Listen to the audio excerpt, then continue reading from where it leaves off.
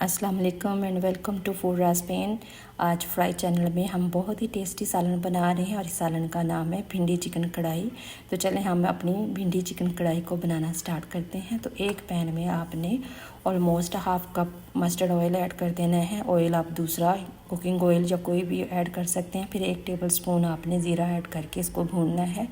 फिर आधा किलो भिंडी लेनी है जिसको वॉश करके इस तरह से काट के आपने ऑयल में ऐड कर देना है। इस ऑयल में फ्राइंग के लिए ड्रॉप कर देना है।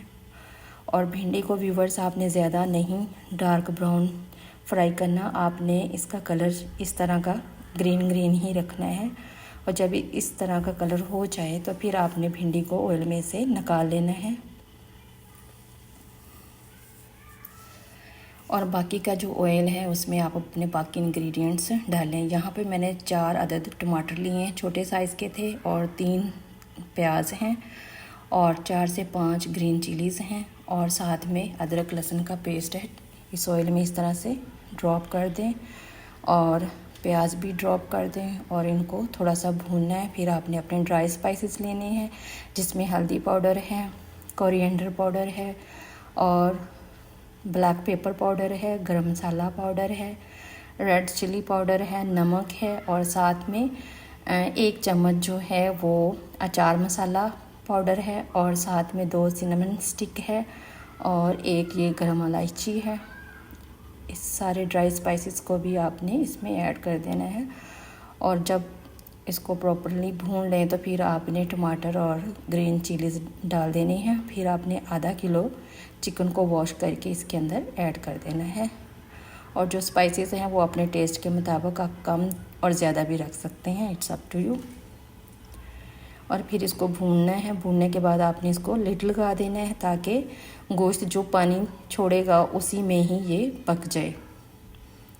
ये देखें कुछ देर के बाद चिकन ने ये देखे पानी छोड़ा है और उसमें चिकन ऑलमोस्ट डन भी हो चुका है। तो फिर आपने 2 टेबलस्पून इस तरह योगर्ट इसके अंदर ऐड कर देनी है, इससे बहुत अच्छा टेस्ट आता है। और फिर इस योगर्ट को भी इसमें आपने प्रॉपरली भून लेना है।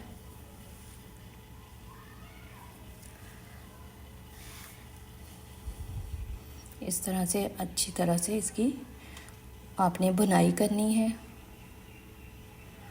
और फिर लिड लगा देना है। उस वक्त तक भूनना है जब तक आपका चिकन ऑयल ना छोड़ दे। तो ये देखें चिकन ने ऑयल छोड़ दिया है। फिर आपने भिंडी इसके अंदर ऐड कर देनी है और इसको आपस में प्रॉपरली मिक्स कर लें। और फिर तकरीबन 3 से 4 मिनट के लिए आपने दम लगा देना है।